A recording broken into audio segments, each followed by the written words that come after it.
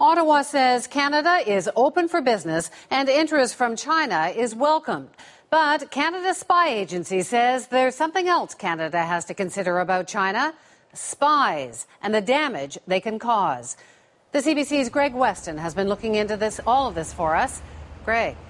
Wendy, sources tell CBC News that Canada's intelligence service is privately warning the country's top corporate executives their companies may be the target of Chinese cyber spies.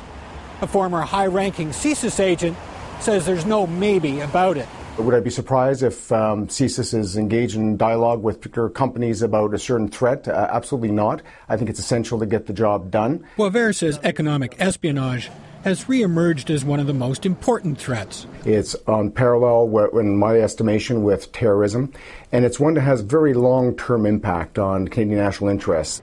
CSIS is doing more than having closed-door meetings with executives. In its latest report to Parliament, the agency warns cyber operations targeting Canada will likely persist in the foreseeable future. The report says Canadian corporate and government computers are being attacked on a daily basis. It also highlights the most serious Chinese cyber attack on Canada. Hackers stole corporate secrets related to the attempted takeover of Saskatchewan's Potash Corp.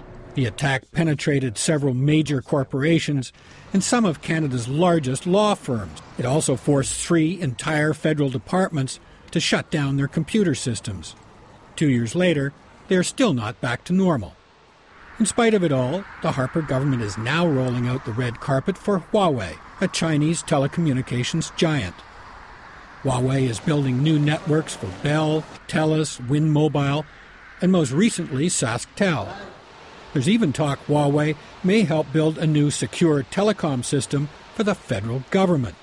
The same network crippled by cyber attacks 2 years ago. The government recently gave itself the power to prevent foreign companies from even bidding on the multi-billion-dollar project.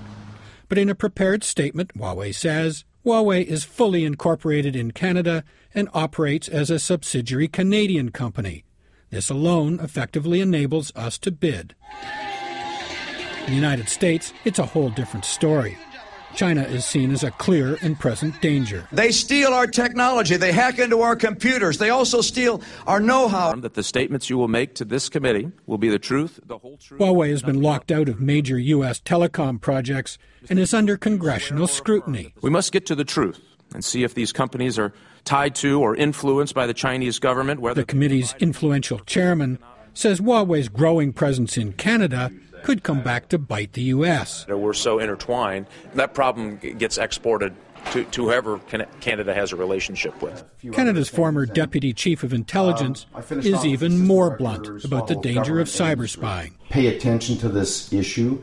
It's going to bite. It's going to hurt a lot of people, a lot of industries, and a lot of government interests. And it's happening now. The Americans aren't the only ones giving a cold shoulder to Huawei. Last year, Australia banned the Chinese company from even bidding on a $5 billion telecom project there. The reason? National security.